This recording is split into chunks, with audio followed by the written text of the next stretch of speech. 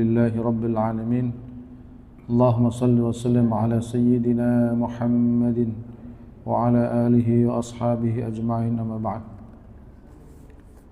Jemaah sekalian, pada malam hari ini alhamdulillah kita diizinkan oleh Allah Subhanahu wa taala untuk hadir dalam salat Isya berjamaah, dan kita lanjutkan dengan talabul ilm.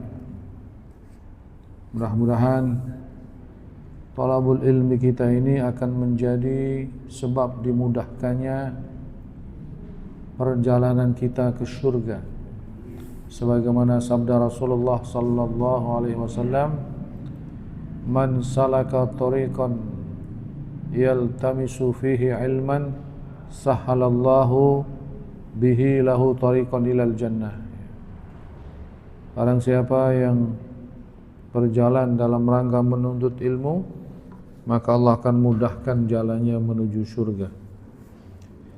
Jemaah sekalian, kita akan lanjutkan pada surah Ali Imran ayat 33 maksudnya, 33. Lanjutan yang kemarin. Sebelumnya kita baca surah Al-Fatihah bersama-sama dulu. A'udzu billahi minasy syaithanir rajim. Bismillahirrahmanirrahim.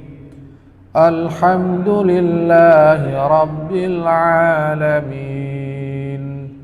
Ar-Rahmanir Rahim.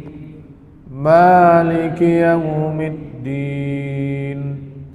Iyyaka na'budu wa iyyaka nasta'in. Ihdinas siratal mustaqim. Siratal ladzina an'amta 'alaihim ghairil maghdubi 'alaihim waladdallin. Amin. Saya akan baca dulu ayatnya yang kita tadabbur hari ini. Bismillahirrahmanirrahim. Inna Allah astafa Adam wa Nuha wa ala Ibrahim wa ala Imran ala al-alamin. Dhurriyatan ba'duha min ba'd. Wallahu sami'un alim. إذ قالت امرأة عمران رب إني نذرت لك ما في بطني محررا فتقبل مني إنك أنت السميع العليم. ولما وضعتها قالت رب إني وضعتها أنثى والله أعلم بما وضعت وليس الذكر كالأنثى وإني سميتها مريم وإني أعيذها بك وذريتها من الشيطان الرجيم. فتقبلها ربها بقبول حسن وأنبتها نباتا حسنا وكفلها زكريا. كلما دخل عليها زكريا المحراب وجد عندها رزقا قال يا مريم أنى لك هذا؟ قالت هو من عند الله إن الله يرزق من يشاء بغير حساب. هنالك دعا زكريا ربه قال رب هب لي من لدنك ذرية طيبة إنك سميع الدعاء. فنادته الملائكة وهو قائم يصلي في المحراب أن الله يبشرك بيحيى مصدقا بكلمة من الله وسيدا وحصورا ونبيا من الصالحين.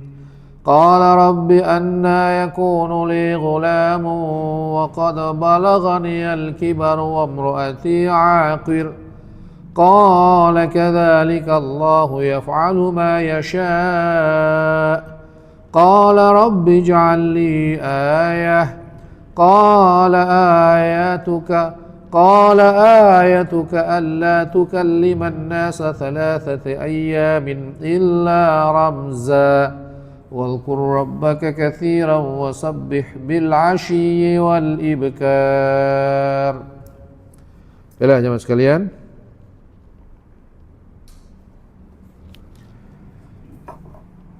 kita tadabburi ayat yang baru saya baca. Innallaha astafa, sesungguhnya Allah telah memilih. Istafa artinya apa? Memilih. Makanya Nabi kita termasuk Nabiyul Mustafa, Nabi yang terpilih, Al-Mustafa. Salah satu nama dari Nabi kita lah yang panggilannya Al-Mustafa, yang terpilih. Sesungguhnya Allah telah memilih Adama wa Nuha wa ala Ibrahim. Allah telah memilih Adam, Nabi Nuh dan keluarga Ibrahim. Ikhtara lin nubuwah, dipilih sebagai nabi. Jadi memang dari Nabi Adam, Nuh, lalu keluarga Nabi Ibrahim. Keluarga Nabi Ibrahim ini banyak yang jadi nabi. Ada Ismail, ada Ishak, dan wal anbiya auladuhuma, dan nabi dari dua orang tadi, yaitu Ismail dan Ishak. Ishak nanti akan menurunkan nabi-nabi yang begitu banyak dari kalangan Bani Israel. Sedangkan dari Ismail akan menurunkan baginda Rasulullah sallallahu alaihi wasallam. Wa ala Imran, dan Allah juga memilih keluarga Imran, yakni ahli Imran, wa minhum Isa bin Maryam khatamu anbiya'i Bani Israel. Allah memilih keluarga Imran juga menjadi nabi. Siapa? Yaitu Nabi Isa ibnu Maryam, Isa anaknya Maryam. Khatimu anbiya'i Bani Israel, sebagai penutup nabi dari bangsa Israel. Jadi nabi terakhir dari bangsa Israel adalah Nabi Isa alaihi salatu wassalam. Setelah Nabi Isa itu nggak ada nabi lagi sampai Nabi kita Muhammad sallallahu alaihi wasallam. Ada kurang lebih sekitar 5 abad, sekitar 500 tahun. Nah, itu Nabi kita lahir pada tahun 571 Miladiyah atau Masehi. Jadi 571 setelah Nabi Isa. Itu zaman yang lama, zaman yang lama. Maka sebagian para ahli sejarah mengatakan waktu yang begitu lama antara Nabi Isa dan Nabi Muhammad, jedanya itu ada waktu-waktu yang disebut zamanul fatrah, zaman yang vakum dari kenabian.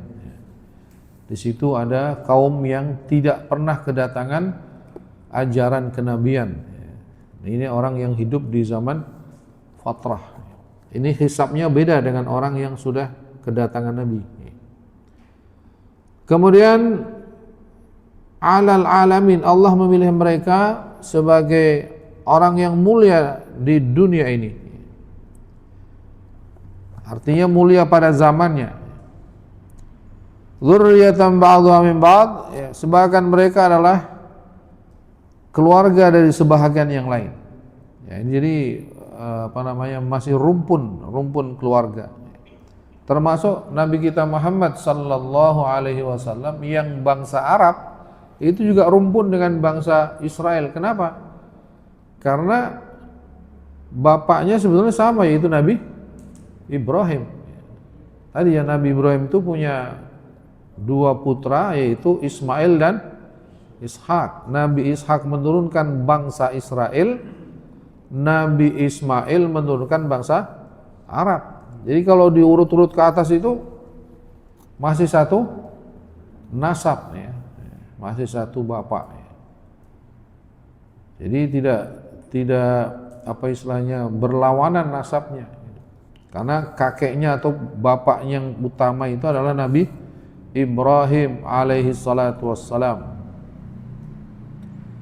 Kemudian jemaah sekalian, idz qalat imra'atu Imran, ingatlah tatkala istri daripada Pak Imran.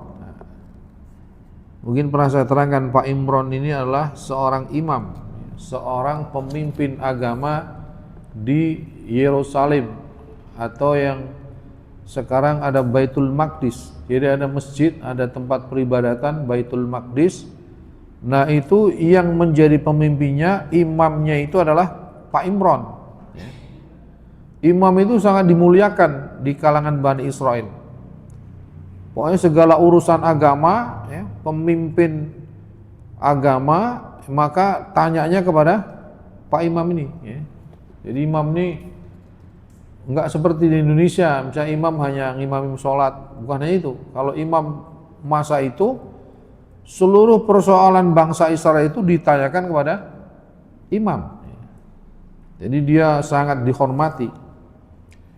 Nah, punya anak, ya, punya istri, namanya Hannah bintu Faqud. Namanya Hannah, ibu Hannah.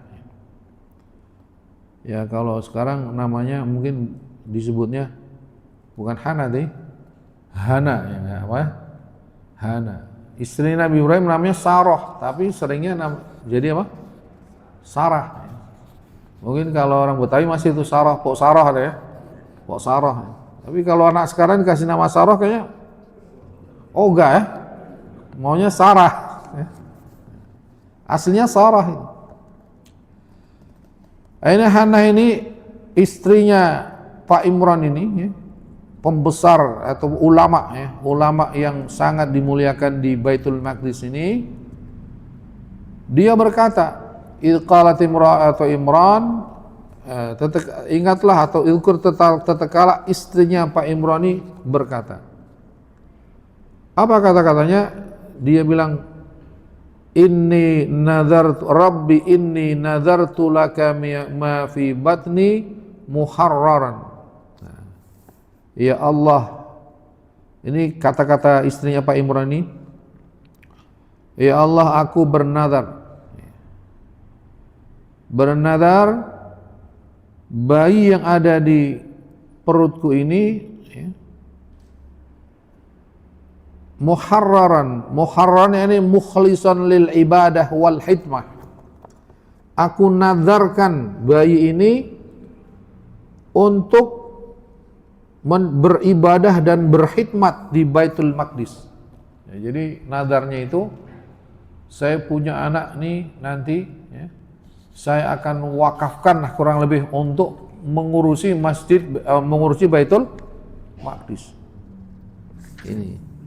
Nah, jamaah sekalian, dikisahkan di sini Ibu Hannah ini, ya, Ibu Hannah bin Faqud ini sebetulnya, ya, sudah tua, ya, sudah tua untuk mempunyai anak itu sepertinya sudah tidak mungkin, ya. Misalnya secara apa ya? Secara biologis itu, ya, itu sudah tidak mungkin. Tetapi, ya, mana tadi? Tetapi Ibu Hannah ini keinginan untuk punya anak itu ada, dimulai dari diceritakan di sini. Suatu hari dia melihat burung yang memberi makan kepada anak-anaknya, ya, yang memberi makan pada anak-anaknya. Lalu di situ dia terfikir, alangkah indahnya kalau aku punya anak. Alangkah nikmatnya kalau aku punya anak. Anggaplah secara umur udah tidak memungkinkan dia punya anak. Tapi begitu lihat burung memberikan makan pada anak-anaknya, timbul keinginan, ya, punya anak. Lalu dia berdoa kepada Allah Subhanahu wa taala, ya, bagaimana agar dia punya anak. Mana tadi? Saya baca tadi. Ini di sini, ya. Dikatakan di sini, Pak, ya, Imra'atu Imran kanat ajuzan fa bainama hiya dhatu yawmin tahta dhilli syajarah idh ra'at ta'iran yut'imu farhahu fa hannat ila al-walad. Nah, lalu dia berdoa, Allahumma innalaka alayya nadar in razaqtani waladan an atasaddaqa bih ala baitil maqdis. Nah, ini nadarnya. Jadi gimana? Dia lihat burung itu memberi makan anak-anaknya itu, timbul keinginannya itu. Lalu dia berdoa, ya Allah, saya punya nadar, jika engkau beri aku rizki seorang anak laki-laki, maka aku akan sedekahkan, aku akan bersedekah dengannya kepada Baitul Maqdis. Artinya anaknya itu diniatkan untuk mengurusi Baitul Maqdis. Ya, maka barangkali kalau sekarang mungkin ya anaknya mudah-mudahan jadi ulama, jadi kiai, jadi begitu ya. Nadarnya itu seperti itu, Pak. Doanya itu seperti itu. Kalau kebanyakan kayaknya sih kalau sekarang kira-kira banyak yang berdoa begitu. Hah? Hamil terus niatnya anak nih supaya jadi ulama, jadi pelayan masjid gitu, yang mengurus masjid. Ya mungkin ada ya, tapi kayaknya doanya sekarang lebih variasi kan sekarang ya. Anaknya pengen jadi apa? Ya jadi insinyur, jadi dokter, jadi apa? Ya boleh-boleh aja, nggak masalah. Yang penting ya dokter yang bertakwa, insinyur yang bertakwa. Karena kebutuhan umat juga bervariasi sekarang. Tidak hanya ulama, umat juga butuh dokter, umat juga butuh insinyur. Ya, yang penting niatnya supaya anak ini menjadi orang yang mengabdi, mukhlisan lil ibadah wal hikmah. Ya, kalau bahasanya tadi itu yaitu orang yang ikhlas beribadah dan berkhidmat melayani kepentingan-kepentingan agama. Jadi ini seperti itu, Pak. Kemudian nazarnya ini ya, dikatakan di sini, fataqabbal minni innaka antas sami'ul alim. Ya Allah, terimalah permohonanku. Sesungguhnya engkau maha mendengar lagi maha mengetahui. Falamma wada'atha qalat rabbi inni wada'tuha untha. Ketika dia melahirkan anak, qalat, dia berkata, ya Allah, aku melahirkan seorang anak laki-laki. Ya, dalam pikirannya kalau orang yang jadi imam, mengurus masjid, mengurusi peribadatan umat, ya pikirannya sebaiknya anak laki-laki, tapi sekarang dia melahirkan seanak perempuan. Inni wada'tuha untha. Ya Allah, aku melahirkan seorang anak perempuan. Wallahu a'lamu bima wada'at. Allah maha mengetahui, lebih tahu tentang apa yang dia lahirkan. Wa laysa dzakaru kal untha, dan laki-laki tidak sama dengan perempuan. Maksudnya apa? Di sini terangkan memang ya, laki-laki nggak sama dengan perempuan. Akan tetapi ya, nadarnya tadi, keinginannya tadi ya, tidak terhalangi oleh jenis kelamin yang berbeda. Jadi wanita pun bisa menjadi seorang yang ahli ibadah. Kemudian jemaah sekalian, dikatakan di sini, wa inni sammaituha Maryama wa inni u'idzuha bika wa dzurriyyataha minasyaitonir rajim. Kemudian dikatakan, aku beri nama dia Maryam. Aku lindungkan dia dan keluarganya dari syaitan yang terkutuk. Nah, ini jamaah sekalian. Jadi setelah lahir anak perempuan itu, yaitu diberi namalah Maryam. Diberi Maryam lalu didoakan. Ini menjadi sunnah kita juga, Pak. Kalau ada bayi yang lahir ya, itu didoakan dari gangguan setan yang terkutuk. Doanya gimana? Nah, doanya, kalau doanya Maryam tadi Pak, doanya Maryam adalah Ibu Maryam, doanya yang baru dibaca ya ini, wa inni u'idzuha bika wa dzurriyyataha minasyaitonir rajim. Kalau dia laki-laki ya wa inni u'idzuhu bika wa dzurriyyatahu minasyaitonir rajim. Kalau bayinya apa? Laki-laki. Jadi diganti hak menjadi apa? Hu.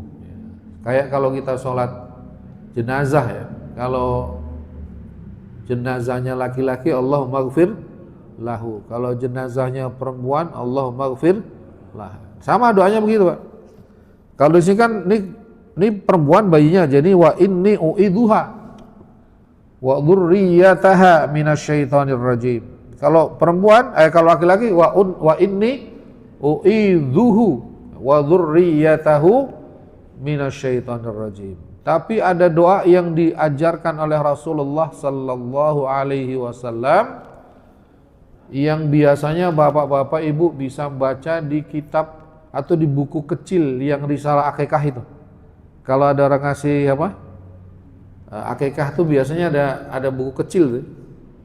Itu di belakangnya itu ada doa untuk melindungkan bayi atau anak kecil dari setan. Bunyinya adalah u'idzuka bi kalimatillahi tammah min kulli syaitanin wa hammah wa min kulli ainin lammah. Nah, ini memperlindungkan, doa memperlindungkan anak dari gangguan setan dan dari gangguan sihir. Nanti kalau pas dapat akikah Pak ya, ada buku kecil itu disimpan tuh Pak ya. Nah, itu ada doa di belakang itu. Bunyinya lah u'idzuka, untuk anak laki-laki nih, u'idzuka bi kalimatillahi tammah min kulli syaitanin wa hammah wa min kulli ainin lammah. Nah, kalau anaknya perempuan, bayinya perempuan, K-nya dirubah menjadi ki, jadi u'idzuki. U'idzuki bi kalimatillahi tammah min kulli syaitanin wa hammah wa min kulli ainin lamah. Ini doa memperlindungkan bayi ya atau anak dari gangguan setan. Jadi ini sudah diamalkan oleh ribuan tahun yang lalu oleh Maryam, ibunda dari Maryam. Siapa? Hannah ibunda dari Maryam. Turun temurun oleh Rasulullah, lalu ditegaskan lagi dengan doa tadi. Kemudian jemaah sekalian, dilanjutkan ke sini, fataqabbalaha rabbuha biqabulin hasanin. Kemudian Allah menerima doanya tadi biqabulin hasanin, dengan penerimaan yang baik. Jadi dia istilahnya yang tadi dia bernazar tadi ya, nazarnya diterima oleh Allah Subhanahu wa ta'ala. Keinginannya tadi, persembahannya istilahnya, anakku ini aku serahkan kepada Engkau ya Allah untuk menjadi hamba yang taat, yang melayani Baitul Maqdis. Nah, jemaah sekalian, nazar seperti ini ya, nazar yang baik karena niatnya baik. Jadi Ibu Hannah ini dia pengen punya anak ya, lalu dia bernazar agar keinginannya itu lebih didengarkan oleh Allah Subhanahu wa ta'ala. Jadi boleh juga kita Pak ya, kalau kita ingin ya, doa kita itu lebih didengar oleh Allah, boleh kita bernazar. Boleh kita bernazar tentang kebaikan-kebaikan yang akan dilakukan ya, kalau doanya itu dikabul. Ya Allah, saya bernazar kalau misalnya anak saya lulus misalnya ujian gitu, saya bernadar akan menyantuni 10 anak yatim, masing-masing misalnya 100.000 misalnya. Ya. Anaknya lulus, ya wajib itu. Ya. Atau bernadar puasa, ya. Atau bernadar apalah yang baik-baik. Maka nadar ini boleh dikatakan sebagai, ya anggap salah satu cara agar doa kita itu lebih didengar oleh Allah Subhanahu wa taala. Jadi ini kebaikan yang akan dilakukan. Atau boleh juga kebaikan yang sudah dilakukan. Boleh juga, Pak, ya. Jadi doa itu biar lebih didengar oleh Allah. Boleh juga dengan kebaikan yang sudah kita lakukan, kita adukan kepada Allah. Agar Allah lebih mau mendengarkan doa kita. Ya seperti cerita yang kita pernah dengar, yang 3 orang masuk gua itu, ya. Itu masing-masing kan menceritakan kebaikannya. Ya Allah, dengan kebaikan itu tolong kabulkan doa saya. Dikabulkan doanya. Kalau bapak misalnya pernah punya amalan yang sangat spesial, amalan yang menurut bapak ibu itu amalan yang anggaplah dalam hidup bapak ibu amalan yang betul-betul bisa dibanggakan, yang semata-mata untuk Allah gitu.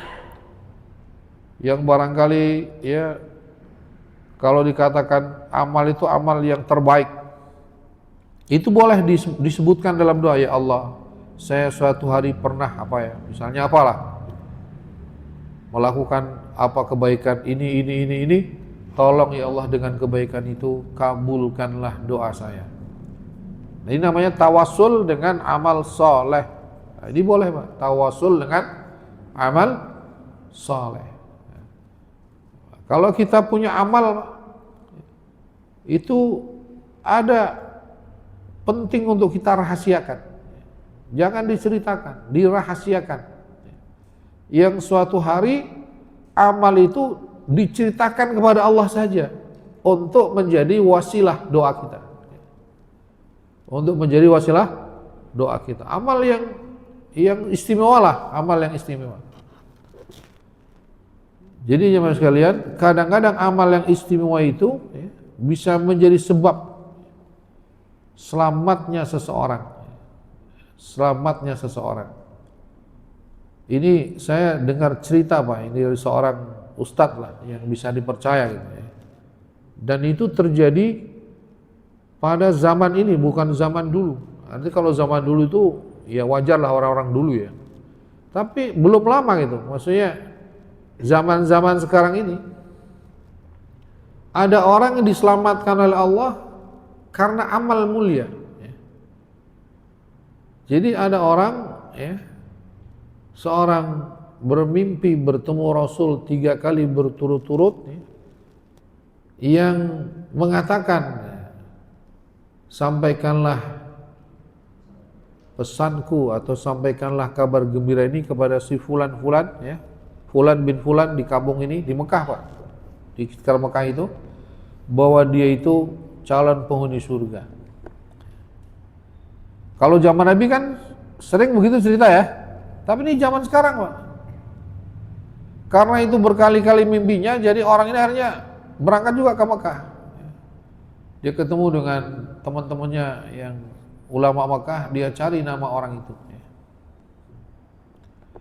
Nah, jemaah sekalian, ketika mencari nama itu di kampungnya, kata orang kampungnya, untuk apa Anda nyari orang itu? Itu orang nggak baik, nggak jelas ibadahnya, nggak jelas ininya gitu.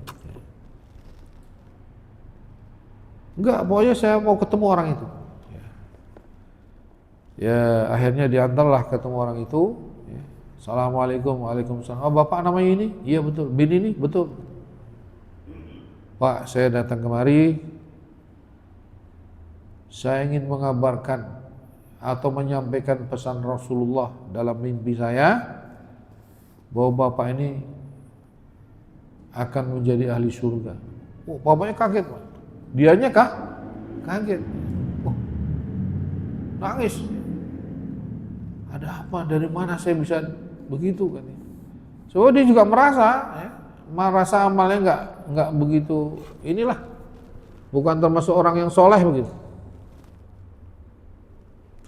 Coba ceritakan Pak, kira-kira amal yang menurut Bapak istimewa apa dalam hidup Bapak?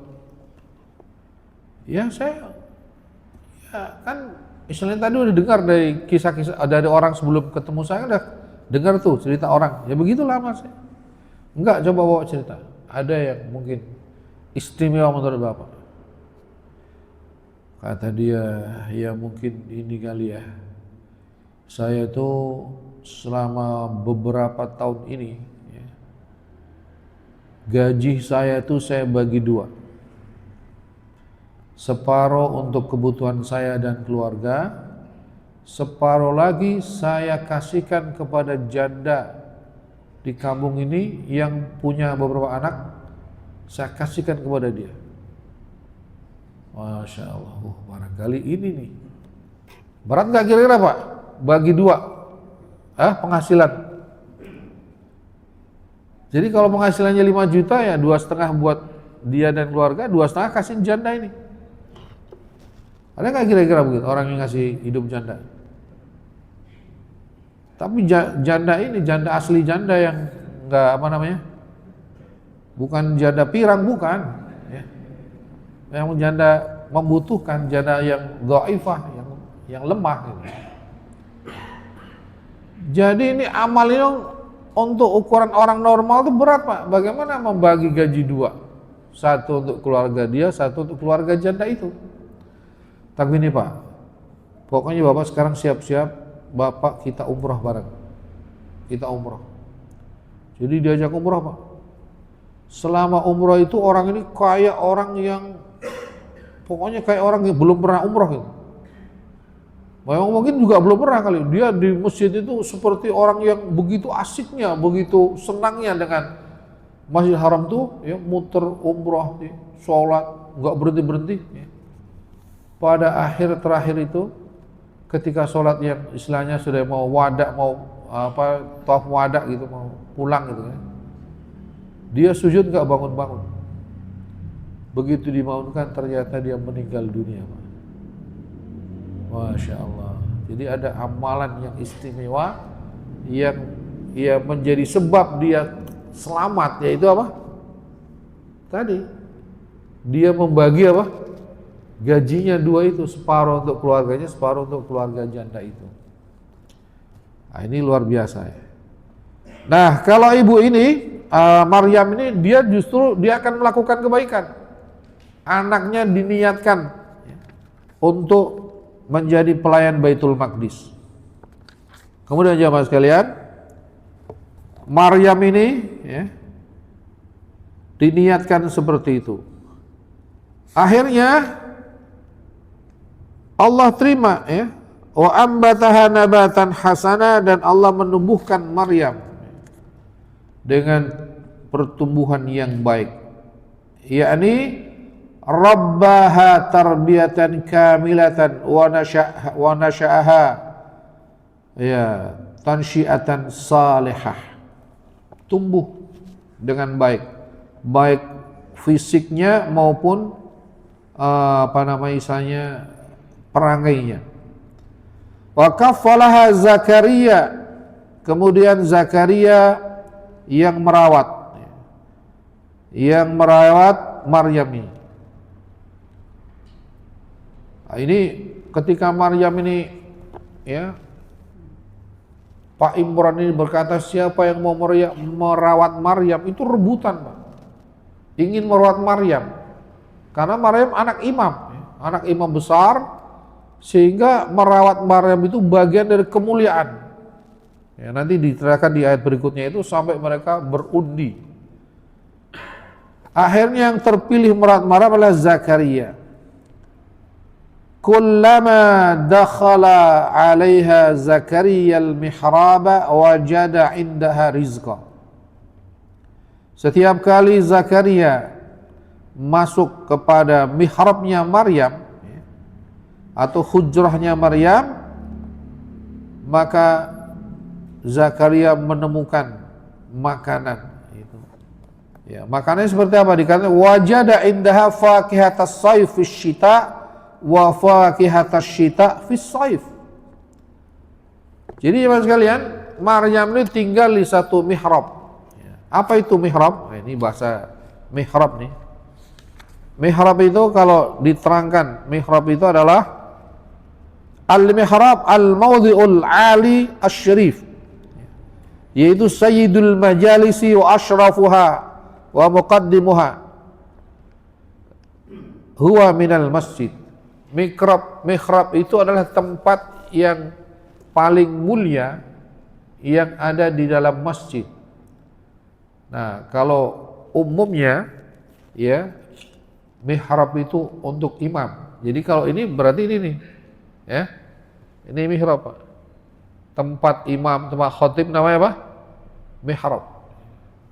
Tapi Maryam karena dia perempuan ya, dia ada kamar kecil di pinggir masjid yang khusus untuk dia tinggal. Jadi Maryam tinggalnya di masjid, dibikinkan kamar kecil yang orang lain tidak boleh masuk kecuali Nabi Zakaria.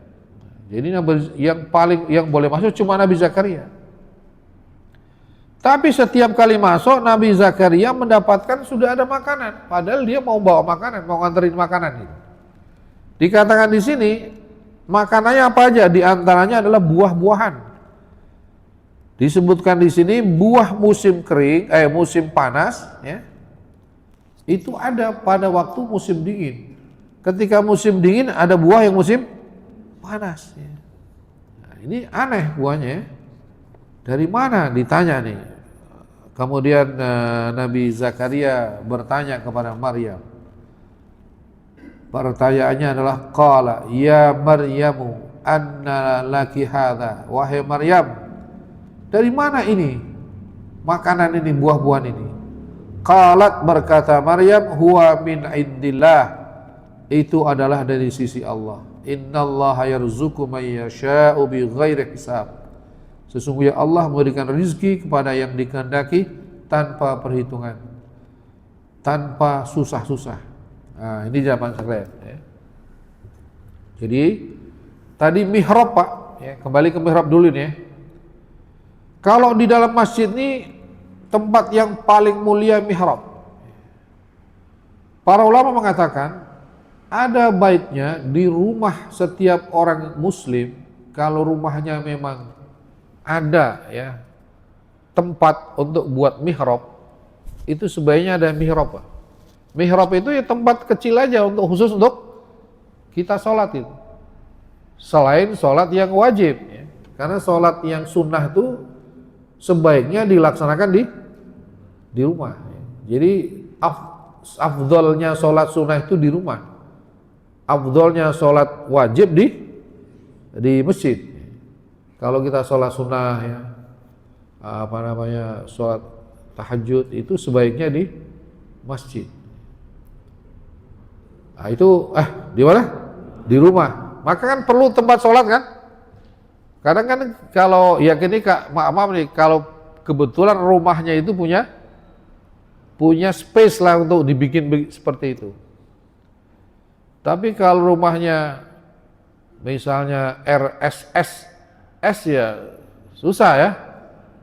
Ya kalau seperti itu namanya darurat ya. Bisa sholat di mana aja. Tapi kalau ada tempat yang memang bisalah dibuat tempat sholat khusus yang kita kalau sholat di situ, baca Quran di situ, zikir wirid situ. Jadi begitu naik tempat itu sudah terasa hatinya, saya berada di tempat yang baik. Ya. Itu bisa disebut mihrab. Bisa disebut mihrab di rumah. Nah, cuma tadi jangan salah kaprah, Pak. Soalnya suka ada rumah punya musola, akhirnya dia nggak ke masjid, jamaahnya di musola itu salah kaprah namanya. Kalau yang jamaah itu ibunya dengan anaknya nggak masalah. Kalau bapaknya walaupun di rumah itu ada musola rumah gitu ya, tetap seorang laki-laki sholat jemaahnya di masjid, bukan di rumah. Untuk ibu-ibunya mungkin oke. Nah ini Pak, bahasa mihrab itu seperti itu. Para ulama menganjurkan kalau ada tempat yang khusus di rumah bisa dibikin mihrab, buatlah mihrab. Di mana kita sholat sunnah, ya, sholat yang ya bukan wajib di situ. Nah, Rasulullah Sallallahu Alaihi Wasallam juga punya mihrab. Mihrab Nabi itu dekat rumah beliau. Jadi kalau kita umroh, biasanya itu ya, kita ingin ke Raudhah. Raudhah itu adalah tempat di antara kamar Nabi sampai ke mihrab Nabi, sampai ke tempat pengimaman itu. Karena Nabi itu kamarnya ya dulu itu nempel dengan masjid, ya. Jadi Nabi itu kalau sholat sunnah seringnya di kamarnya itu, Pak. Termasuk sholat sunnah fajar ya. Jadi kan Nabi itu kalau setelah sunnah fajar itu Nabi itu berbaring fi syakil aiman, pada bagian kanan ya. Jadi kayak baringnya gini, Pak. Jadi kepalanya di utara ya. Tidur tangan kanan sehingga menghadap kiblat. Itu kalau habis sholat sunnah fajar menunggu adzan menunggu qomat. Nabi melakukan itu di rumah, karena rumah Nabi nempel dengan masjid. Nah, kalau Nabi keluar dari kamarnya, jalan menuju mihrab. Nah, ini tempat jalannya ini yang namanya apa? Raudhah. Itu Raudhah min riyadil jannah. Ya, tempat yang mustajabah. Sekarang sudah teratur ya, karena ada aturannya. Kalau dulu kan rebutan ke situ. Kalau sekarang ada aturannya. Kadang-kadang nggak bisa juga ke situ kalau nggak ada tasrihnya itu. Kemarin istri saya nggak bisa karena kebetulan pas waktu itu nggak ada tasrih untuk perempuan. Saya alhamdulillah lumayan lama di situ karena sebelum subuh kita udah masuk ya, masih setengah jam sebelum subuh lah. Udah ditutup, jadi yang udah di dalam ya udah mandek di situ nunggu subuh. Itu adalah Raudhah dari kamar Nabi sampai mihrab Nabi. Nah, memang ada sholat sunnah yang kadang kita terpaksa tidak bisa melakukannya di rumah. Seperti apa? Ya tadi seperti sunnah sebelum subuh kan. Kita kan udah berangkat ke masjid. Masa suruh pulang lagi? Ya udah salah. Tapi kalau Nabi memang karena nempel masjidnya bisa tiduran. Nah, kalau kita ya, tapi ada ya, pernah saya di Ciawi itu ya, di Ciawi. Saya sholat subuh ya, di rumah kawan, di Melanggar gitu. Habis adzan kan sholat sunnah fajar tuh. Pada ngeglosor, Pak, pada ngeglosor. Tadinya saya juga kaget, pada ngeglosor. Ini apaan ya orang pada? Oh, saya baru tahu. Oh, ini mungkin mengikuti sunnahnya Nabi. Cuma karena kita nggak biasa kan kaget. Coba aja di sini ada ngeglosor. 5-6 orang ngeglosor mungkin pada kaget. Oh, ternyata ada. Oh ya, saya ingat Nabi kalau habis sunnah fajar dia berbaring di sisi kanannya. Nah, jemaah sekalian, tadi masalah mihrab tadi ya. Barangkali ya ada tempat di rumah yang bisa dijadikan khusus untuk sholat ya. Ada baiknya itu sebagai mihrab sholat. Nah, Maryam ini jemaah sekalian, di dalam mihrab itu sendirian, tidak boleh masuk laki-laki, nggak pernah tersentuh oleh laki-laki. Nabi Zakaria lah yang memberi atau yang membawa makanan, tapi setiap kali ke situ sudah ada makanan buah-buahan, ya sebagai nanti untuk cuci mulut gitu. Tapi yang paling mengherankan adalah buah musim panas ada di musim dingin atau musim dingin ada di musim panas. Nah, ini zaman sekarang yang pernah saya terangkan bahwa ada kalanya Allah memberikan rizki atau memberikan nikmat kepada hambanya tanpa sebab. Tanpa sebab. Ya. Seperti yang terjadi juga pada zaman Nabi Musa. Manna dan salwa, yaitu burung ya, dan minuman kayak madu yang diberikan kepada kaum Bani Israel ketika tersesat di padang teh gitu ya. Nah ini apa namanya? Nah Maryam ya, juga mendapatkan kiriman seperti itu, Pak. Yaitu Allah memberikan rezeki tanpa sebab. Ya cuma seperti saya pernah katakan, namun kita sebagai manusia biasa ya, jangan berandai-andai seperti apa? Maryam. Ya Allah ya Rabb, ya Allah berikankan kami rezeki ya Allah. Anak saya mau bayar uang kuliah ya Allah, 5 juta ya Allah. Masih kurang 5 juta. Enggak apa-apa menyebutkan nominal, tapi jangan berharap ada segepok merah-merah jumlahnya 5 juta. Mungkin Allah akan berikan melalui sebab ya, melalui apa? Sebab. Mungkin sebab kerjaannya jadi banyak pesanan misalnya ya. Mungkin sebabnya boleh jadi ya dikasih kawan, boleh juga ya. Ada orang kasih misalnya, tapi ada sebabnya. Tapi kalau yang langsung kayak Maryam ini, bisa nggak terjadi? Ya bisa-bisa aja, tapi kayaknya wallah alam tuh, ada yang pernah belum tuh doa terus ada jatuh uang di depannya gitu.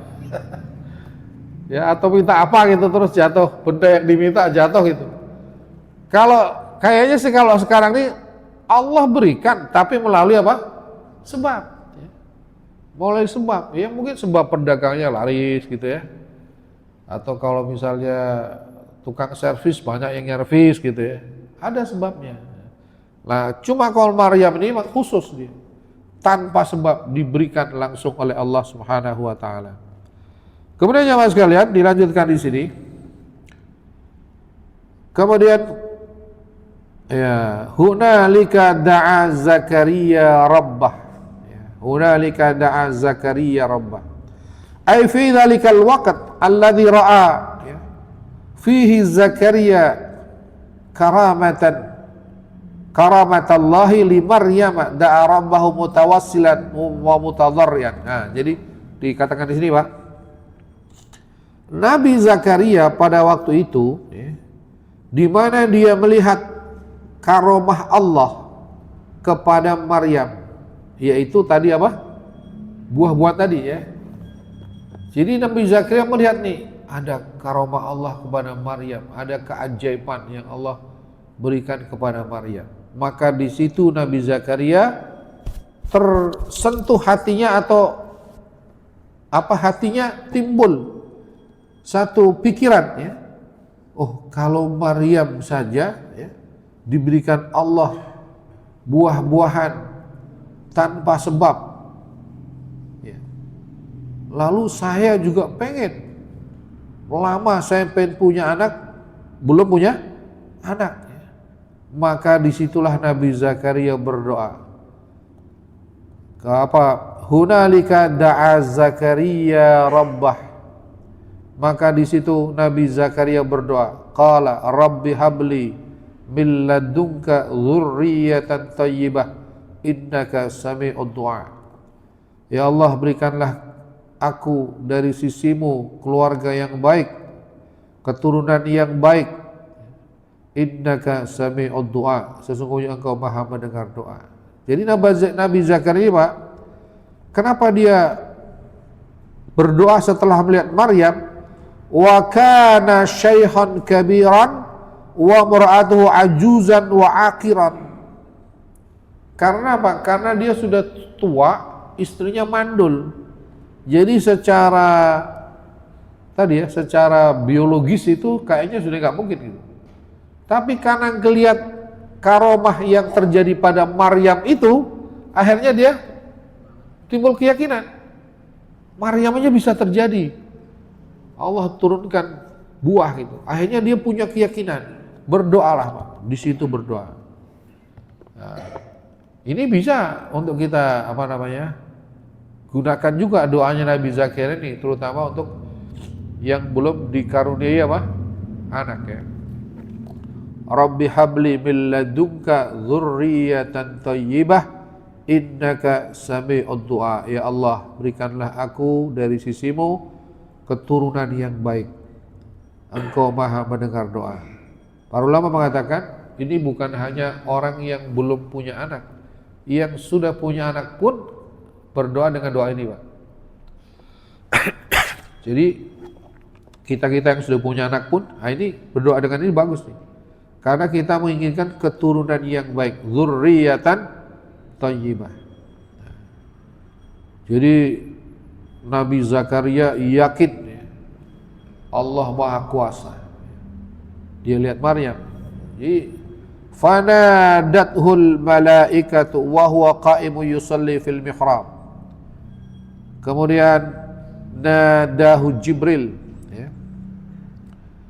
Dan memanggil kepada dia siapa? Malaikat Jibril. Sedangkan dia sedang berdiri salat di mihrabnya. Ini yusalli fil mihrab. Ini ada bahasanya salat di mihrab. Makanya tadi Pak ya, kalau punya tempat yang agak luas gitu, ya, bikinlah satu mihrab untuk salat. Ketika dia sedang salat, dipanggil oleh malaikat Jibril. Ya.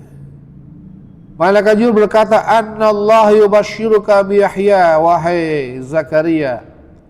Allah berikan kabar kepadamu bahwa kamu akan punya anak yang namanya Yahya.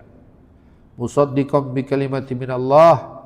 Dia akan membenarkan, ya, dengan kalimat Allah, yaitu Nabi Isa. Mu'minan bi risalatih. Ya, jadi nanti anakmu ini akan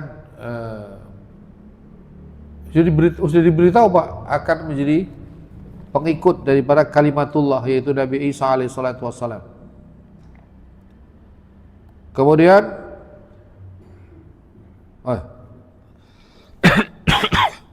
sebentar, saya kelewat nih.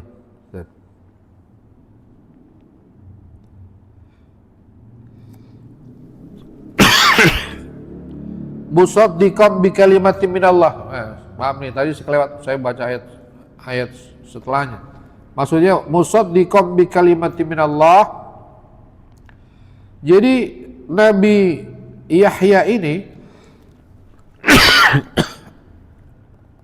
akan membenarkan, ya, dengan kalimat Allah. Kenapa? Kalimat Allah yang mana maksudnya ini? Ya, yakni kalimah kun, kun fayakun. Jadi kan Nabi Zakaria secara normal kan kayaknya sudah nggak memungkinkan punya anak, ya. Tapi kalau Allah menghendaki dengan kalimat kun, semuanya bisa terjadi, ya. Nah. Kemudian teman sekalian, akhirnya lahir, ya. Nabi Zakaria punya anak namanya Yahya, ya. Punya namanya Yahya. Betul Pak tadi ya? Bentar. Iya betul ya. Kata malaikat Jibril, nanti anakmu itu, ya, Nabi Yahya itu akan menjadi sayyidan, akan menjadi pemimpin, wa hasura, dan akan menjadi orang yang bisa menahan hawa nafsunya, ya, orang yang zuhud, ya. Wa nabiyyan minas salihin, dan dia juga akan menjadi nabi dari kalangan orang yang soleh. Jadi Bapak sekalian, doanya Nabi siapa tadi? Zakaria dikabul, ya, karena yakin, ya, bahwa Allah itu maha kuasa, ya. Dengan kalimat kun, ya, fayakun, maka akan terjadi. Lalu jemaah sekalian, Nabi Zakaria ini ketika dibilang bahwa akan punya anak, lalu dia bilang, qala rabbi anna yakunu li ghulam wa qad balaghanil kibaru wa imraati aqir. Ya Allah, bagaimana aku bisa punya anak sementara aku sudah tua dan istriku mandul. Qala kadzalika Allah yaf'alu ma yasha. Lalu berkata, ya, Allah begitulah, berkata malaikat Jibril, qala kadzalika Allah yaf'alu ma yasha. Demikianlah Allah melakukan apa yang Dia kehendaki. Jadi kalau mengendaki Pak, biar sudah tua, biar mandul pun bisa ya. Tapi kalau saya pernah dengar Pak ya, orang-orang yang kadang lama nggak punya anak tuh ya, kalau tadi hanah tuh timbul apa? Timbul hatinya pengen punya anak karena apa tadi Pak? Melihat apa? Burung ya. Melihat burung memberi makan anak-anaknya itu, dia timbul kasih sayang. Alangkah apa namanya? Indahnya kalau saya juga punya anak gitu. Nah sekarang katanya wallah alam ya, ada yang punya ide gitu ya, kalau pengen punya anak ya timbulkan rasa senang kepada anak, akhirnya mungut anak. Benar nggak Bang Jen? Saya tuh pernah Pak diundang ya satu acara gitu ya, selamatan bayi lah ya, akikah gitu ya.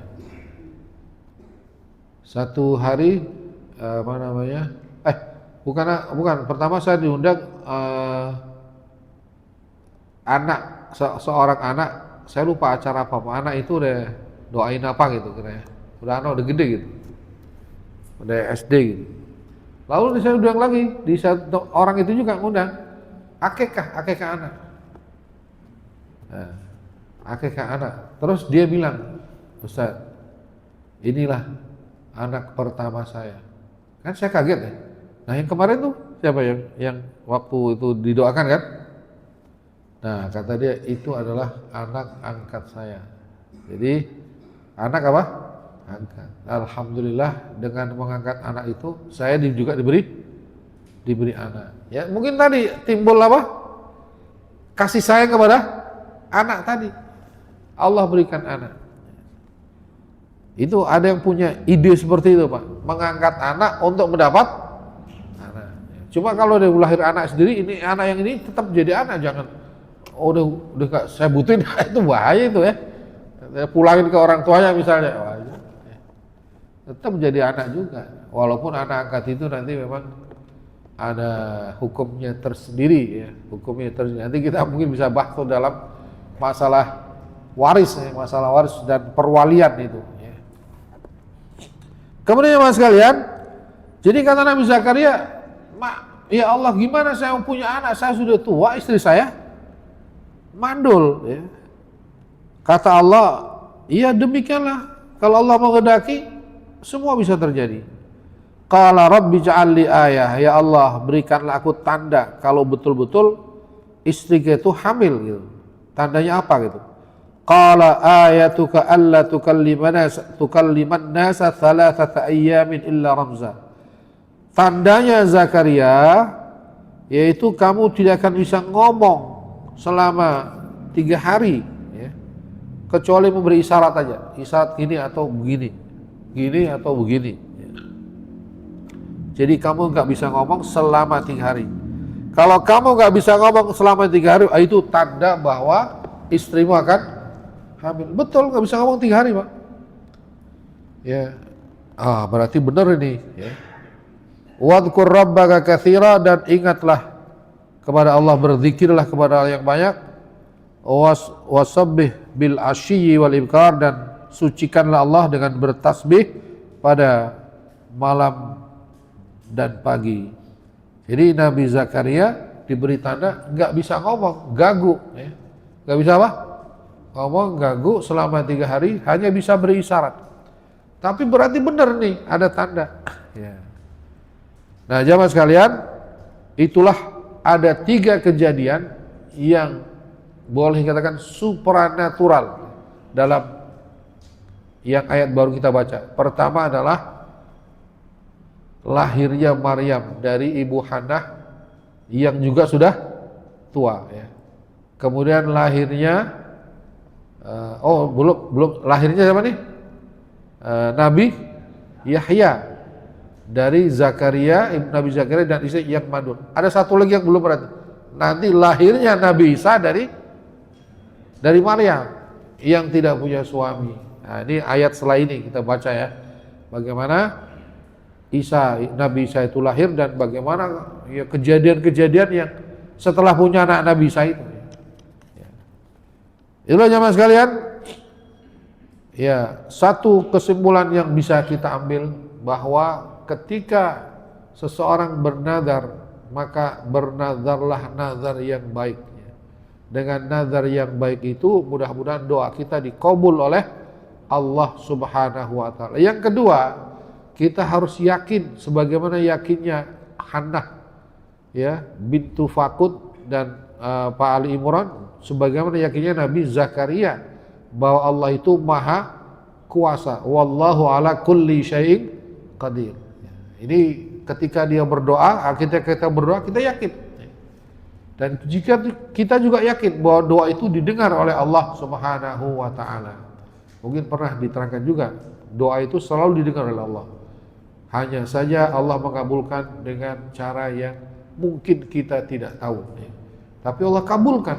Caranya mungkin yang kita tidak mengerti. Disitulah hikmah yang perlu kita pelajari. Jemaah sekalian, ya waktunya sudah 8:30. Itulah ya pembahasan kita lanjutkan pada pembahasan berikutnya. Ya, pembahasan berikutnya akan bercerita tentang Maryam, Pak ya. Bagaimana Maryam berhidup kelanjutannya ya, sampai mendapatkan anak Nabi Isa alaihissalam dan berkisah tentang Nabi Isa itu sendiri. Baik. Ada yang mau ditanyakan, Pak? Ini cukup? Ya. Alhamdulillah ya, ini kisah ini. Jadi Bapak Ibu sekalian, kisah dalam Quran itu hampir sepertiga dari Quran itu adalah kisah. Jadi dalam kisah itu ada ibrah, ada hikmah. Bukan kisah seperti ya sekedar kisah saja, tapi kisah dalam Quran itu adalah ada ibrah, ada pelajaran yang bisa kita ambil dan kita jadikan pedoman di dalam kehidupan kita ya. Dan kisah-kisah di masa lalu itu boleh jadi akan terulang lagi pada masa-masa sekarang. Diceritakan oleh Allah agar kita bisa, ya kalau kisah yang baik kita tiru, kalau kisah yang buruk kita ambil pelajarannya. Oh, orang gak baik nih akhirnya seperti ini, ya akibatnya seperti ini. Nah, itu manfaatnya dari adanya kisah-kisah. Dan kisah ini ya mas kalian sudah berlaku beribu-ribu tahun karena terjadi dari zaman-zaman nabi-nabi ya Bani Israel ya, dan ini juga ada dalam kitab-kitab samawi yang lain. Kitab samawi yang lain yaitu kitab ada Zabur, Taurat ya, Injil ya. Juga ada kesamaan kisah antara kitab samawi itu dengan Al-Qur'an. Hanya saja memang ada perbedaan-perbedaan ya, 1-2 episode ya yang berbeda, tapi ada persamaan-persamaan ya, ada persamaan-persamaan. Kalau kisah Fir'aun tuh ada samanya banyak tapi bedanya juga banyak ya. Apalagi Nabi Isa ini, Nabi Isa banyak perbedaannya Pak antara yang diceritakan oleh Injil dan yang diceritakan oleh Al-Quran. Nanti kita baca bagaimana Al-Quran menceritakan tentang Nabi Isa alaihi salatu wassalam. Bismillahirrahmanirrahim. Alhamdulillahirabbil alamin. Allahumma salli wa sallim ala nabiyyina Muhammadin wa ala alihi wa ashabihi ajmain. Allahumma hab lana min ladunka dzurriyyatan thayyibah innaka sami'ud du'a. Allahumma hab lana min ladunka dzurriyyatan thayyibah innaka sami'ud du'a.